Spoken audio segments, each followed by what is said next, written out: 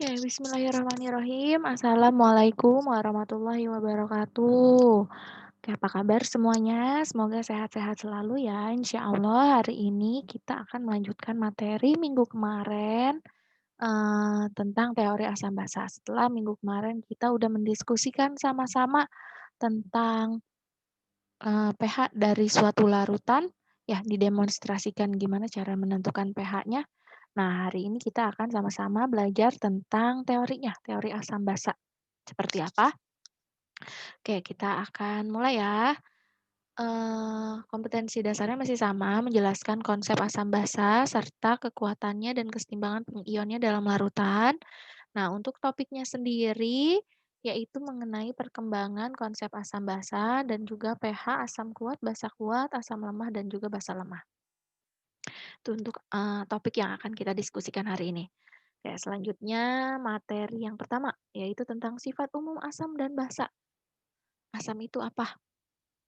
Nah, asam yang katanya terasa asam. Selanjutnya dia mengubah lakmus biru menjadi lakmus merah ketika dicelupkan ke dalam larutan yang bersifat asam gitu kan ya. Kalian juga udah belajar ini waktu SMP. Lalu dia bereaksi dengan logam, misalnya Fe atau besi atau seng dia direaksikan dengan asam, dicelupin ke dalam asam dia akan terbentuk gelembung gas dan juga si logamnya dia akan korosif gitu ya, akan berlubang. Selanjutnya asam dia bereaksi dengan basa. Contoh sifat umum dari basa diantaranya katanya terasa pahit gitu. Terus juga mengubah lakmus merah menjadi biru. Lalu ada terasa licin seperti sabun dan juga dia bisa bereaksi dengan asam. Seperti itu ya. Nah, namun ternyata terasa asam atau terasa pahit itu belum tentu merupakan sifat asam atau basa gitu. Nggak bisa ditentukan berdasarkan rasanya, karena juga kita nggak mungkin ngerasain atau ngejilat larutan asam atau basa gitu. Nah, kalau pahit berarti basa. Nah, nggak boleh gitu karena berbahaya. Selanjutnya di sini ada contoh-contoh dari asam. Asam sulfat, asam nitrat, fosfat, asam klorida, asam asetat, dan juga asam karbonat. Contohnya misalnya asam sulfat, dia fungsinya untuk apa? Dia larutan pada baterai gitu. Kalau asam nitrat dia berfungsi digunakan untuk pupuk dan juga bahan peledak. Kalau asam fosfat dia digunakannya untuk apa nih? Perasa pada makanan dan juga komponen produk pembersih gitu. Kalau HCl, ada yang tahu HCl? Asam klorida. Jadi apa fungsinya? Dia ada di dalam lambung setiap orang ya, merupakan asam lambung. Selanjutnya asam asetat atau disebut juga cuka. Kalau kalian makan bakso nih, makan bakso nggak mungkin ke emangnya bilangnya, "Mang, mau minta asam asetat dong." Nggak kayak gitu kan, pasti mintanya, "Mang, mau cuka." Gitu. Pasti pakai merek dagangnya atau nama yang diketahui secara umumnya, bukan nama kimianya, gitu. Selanjutnya di sini ada asam karbonat. Asam karbonat dia biasanya digunakan untuk minuman bersoda. Selanjutnya ada basa. Basa di sini ada misalnya natrium hidroksida, kalium hidroksida, ada magnesium hidroksida, kalsium hidroksida, juga ada amonia. Gitu ya. Kegunaannya macam-macam, bisa digunakan untuk NaOH sama KOH, biasanya dia digunakan dalam pembuatan sabun gitu. Kalau MgOH sama ALOH, MgOH2, ALOH3 dia biasanya digunakan untuk obat pereda mah gitu ya. Yang punya sakit mah biasanya minum obat mah.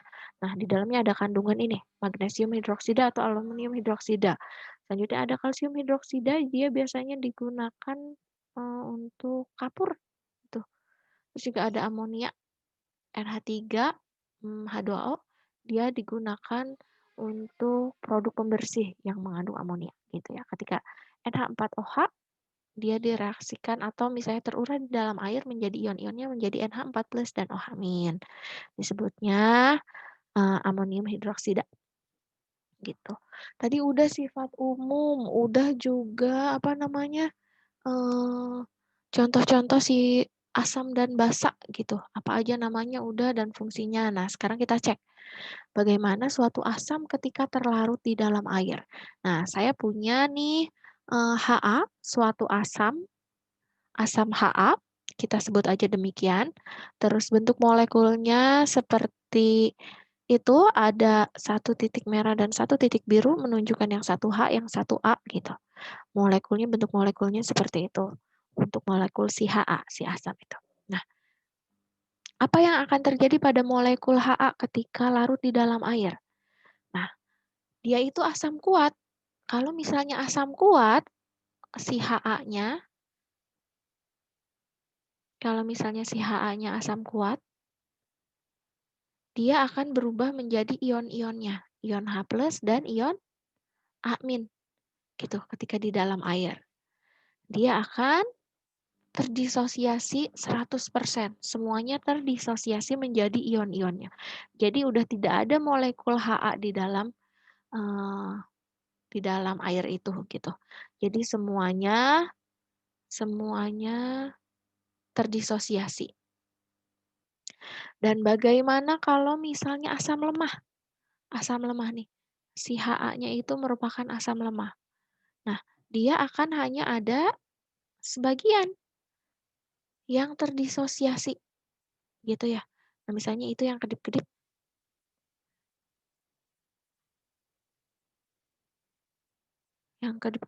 gitu ya tadi ya.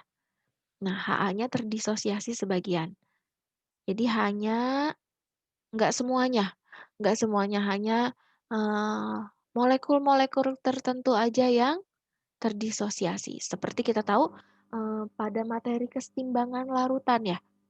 Jadi ketika ada suatu zat yang terbentuk, maka zat yang lain akan berubah menjadi molekul reaktannya kembali gitu. Jadi secara bersamaan, dalam waktu yang bersamaan ketika terbentuk produk, maka terbentuk lagi reaktan seperti itu. Karena yang terdisosiasinya hanya sebagian gitu. Nah, contohnya seperti ini. Contohnya seperti ini. Jadi misalnya ketika dia udah terurai menjadi ion-ionnya, dia kebentuk kembali gitu. Jadi dalam satu waktu hanya bagian tertentu saja yang terdisosiasi. Makanya nggak semuanya berubah menjadi ion-ionnya, hanya sebagiannya aja.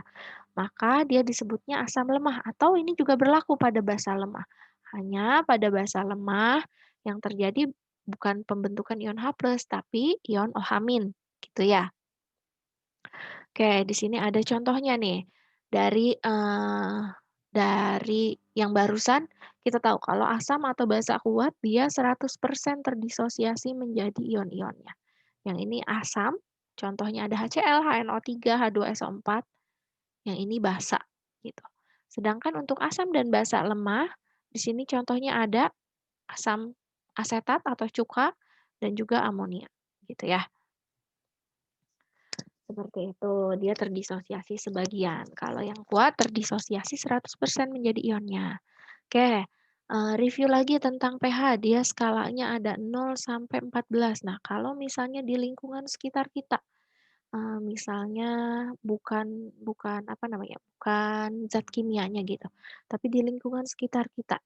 Ya, kita lihat misalnya untuk netral itu kita tahu pH-nya 7 ketika ion H+ sama dengan ion OH-.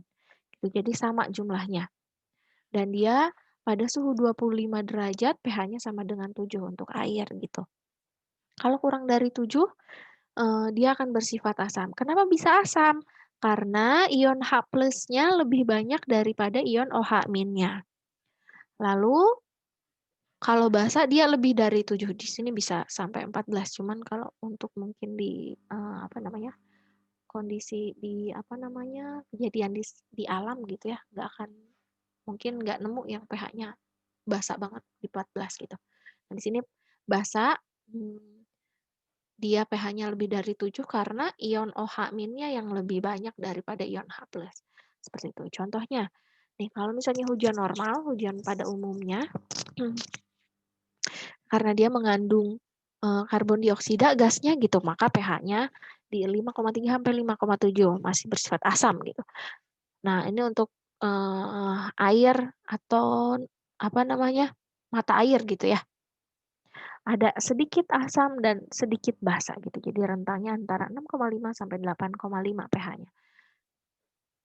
Gitu. Bagaimana dengan hujan asam? hujan asam yang terjadi karena adanya gas nitrat dan sulfat yang terkandung di dalam air hujan gitu. pH-nya 4,2 sampai 4,4, dia sangat asam gitu ya. Nah, selanjutnya bagaimana dengan pH yang ada di dalam tubuh manusia gitu. Berapa aja sih pH-nya? Nah, berdasarkan nih si Tortora dan Grabowski, nah berdasarkan penelitiannya, untuk pH manusia yang ada di dalam tubuh manusia, nah ini cairan lambung. Nah, pH-nya antara 1,5 sampai 3 gitu, asam banget gitu pH-nya. Selanjutnya ini untuk para perempuan, cairan vagina itu pH-nya 4, dia bersifat asam juga. Selanjutnya ini urin, air pipis kalian ada yang bersifat asam, ada yang bersifat basa juga gitu ya.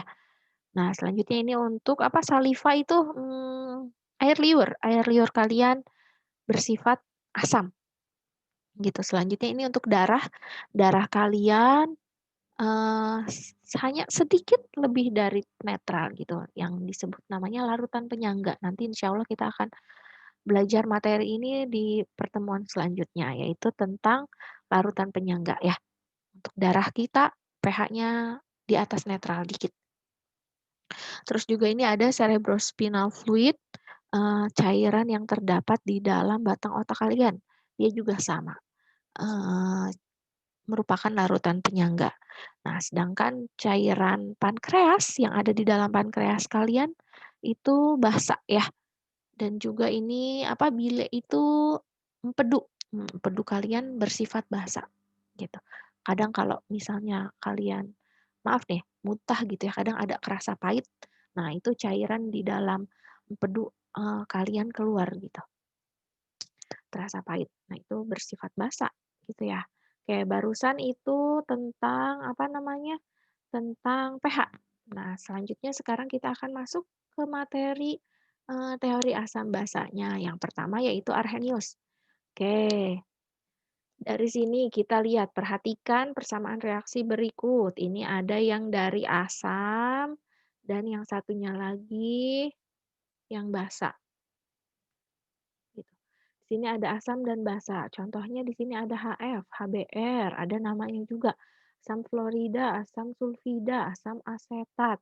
Nah, dari kesemuanya, ketika misalnya terlarut di dalam air, nih fasenya ada aqueous, ya larutan. Ketika dilarutkan di dalam air, nah dia akan terdisosiasi menjadi ion-ionnya. Menjadi H+ dan F- untuk HF, asam fluorida.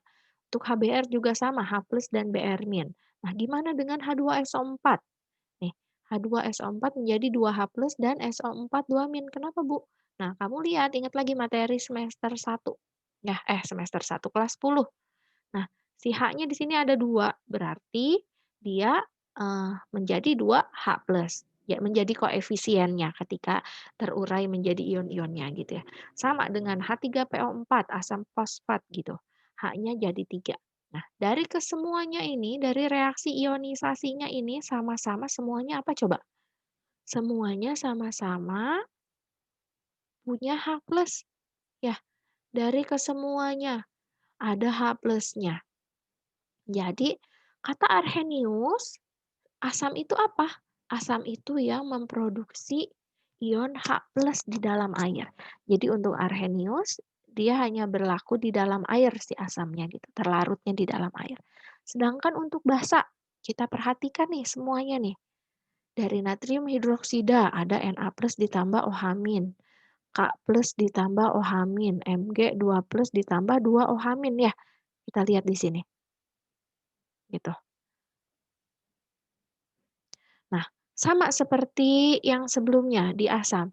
Kalau untuk di basa semuanya dia memproduksi OH-. Jadi basa menurut si Arrhenius dia itu memproduksi ion OH- di dalam air gitu, zat yang memproduksi ion OH- di dalam air. Nah, dia disebut basa Arrhenius kayak gitu. Semoga sampai sini paham ya. Oke, selanjutnya di sini ada Bronsted Lowry. Apa bedanya Asam basa Bronsted Lowry sama asam basa Arrhenius. Nah, kalau si Bronsted Lowry di sini ada pasangan. Misalnya kita lihat dulu di sini, sebelum reaksi itu namanya apa? Namanya namanya reaktan ya, namanya reaktan. Kita tahu namanya reaktan. Kalau misalnya, setelah terjadinya reaksi disebutnya produk, gitu ya. Nah, kita lihat di reaktan, di sini ada HCl. Kita tahu HCl itu bersifat asam. Nah, kalau misalnya yang satu bersifat asam di reaktan, berarti yang lainnya bersifat basa. Nah, kalau Bronsted Lowry, dia itu memiliki pasangan si asam basanya itu. Nggak hanya cukup sampai asam itu HCl, basa itu NH3, nggak cukup sampai situ. Karena di sini Bronsted Lowry itu menunjukkan kalau asamnya itu sebagai pendonor H+, gitu ya. Nah, di sini kita lihat, di sini ada asam HCl. Nah, eh, pasangannya merupakan basa konjugasinya si Cl-min. Nah, selanjutnya di basa, dia ada pasangannya juga.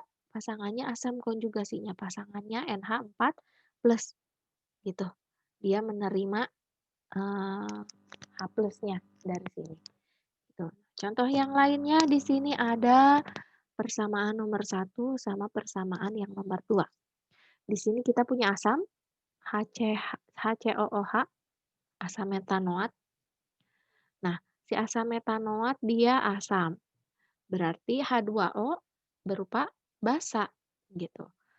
Pasangannya yang mana? Nah, dari si asam metanoat pasangannya yang ini, kehilangan ion H+. Gitu. Sedangkan si basa ini pasangannya yang mendapatkan H+, gitu ya. Jadi kalau ditanya pasangannya yang mana aja, pasangan asam basa konjugasinya yang mana aja. Berarti pasangannya HCOOH dengan COOH min, mana taruh taruh. Ya COOH min. Kalau misalnya yang H2O, dia pasangannya dengan yang H3O+, gitu. Selanjutnya yang kedua di sini ada NH3. Kita tahu NH3 itu basa. Nah, berarti di sini si H2O-nya bersifat sebagai asamnya, bertindak sebagai asamnya. Nah, pasangan asam basa konjugasinya yang mana? Nah, asamnya yang ini asam konjugasinya, si NH4+. Nah, untuk si H2O, dia asam kan, berarti dia punya pasangannya, basa konjugasi. Atau basa konjugat, disebut juga asam konjugat, itu sama aja. Nah, H2O berarti dipasangannya sama si OH-min gitu. Nah, kalau misalnya di reaksi yang nomor 2 berarti pasangan asam basa konjugasinya yang mana aja? Berarti NH3 pasangannya sama NH4+ gitu. Si H2O pasangannya sama OH-min gitu ya. Jadi nggak bisa ditentuin kalau air itu di Bronsted Lowry bersifat apa? Asam atau basa? Tergantung reaksinya sama siapa.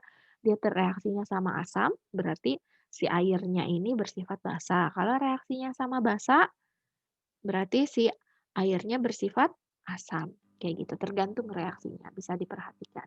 Nah, semoga bisa dipahami ya sampai sini untuk yang Bronsted Lowry. Nah, selanjutnya ini untuk Lewis. Untuk Lewis kalian tidak akan mempelajarinya, hanya sebatas informasi aja. Jadi nggak akan saya bahas lebih lanjut gitu, hanya untuk diketahui. Nah, untuk Lewis itu di sini ada basa, yang ini asam. Dari mana, Bu? Nah, ini dari penggunaan pasangan elektron bersama. Seperti kita di materi ikatan kimia waktu kelas 10 gitu ya. Nah, di sini ada yang namanya ikatan kovalen koordinasi. Jadi yang disebut basa itu yang mana? Yang memberikan pasangan elektron bersama gitu. Sedangkan untuk asam yang menerimanya. Seperti itu. Oke, semoga bisa dipahami sampai sini ya. Nah, untuk kesimpulannya di sini apa nih? Jadi Arrhenius, asam itu dia memproduksi H+, basa memproduksi OH-. Untuk Bronsted Lowry, asamnya merupakan donor H+, si basanya menerima H+, gitu. Untuk Lewis, dianya asamnya menerima pasangan elektron bersama, sedangkan basanya mendonorkan pasangan elektron bersama. Nah, nanti, kita bakalan lebih banyak soal-soal contoh soalnya untuk Bronsted-Lowry gitu ya. Nah, untuk Arrhenius dia pelarutnya hanya digunakan air. Kalau Bronsted-Lowry berbagai macam pelarut gitu, dan untuk Lewis dia digunakan dalam kimia organik biasanya pelarutnya lebih beragam. Seperti itu. Nah, untuk materi kita insya Allah hanya sampai sini. Semoga, bisa dipahami. Kalau misalnya masih bingung-bingung, "Ibu saya nggak ngerti maksudnya apa," boleh ditanyakan, nggak apa-apa. Insya Allah habis ini, akan ada, apa namanya, latihan soal, kalian bisa mengerjakannya di Google Form yang saya bagikan nanti ya. Silakan dicek, bisa dikerjakan latihan soalnya di Google Form. Sekian aja untuk materi kita hari ini, saya cukupkan sampai di sini dulu. Terima kasih untuk perhatiannya. Billahi taufik wal hidayah. Wassalamualaikum warahmatullahi wabarakatuh.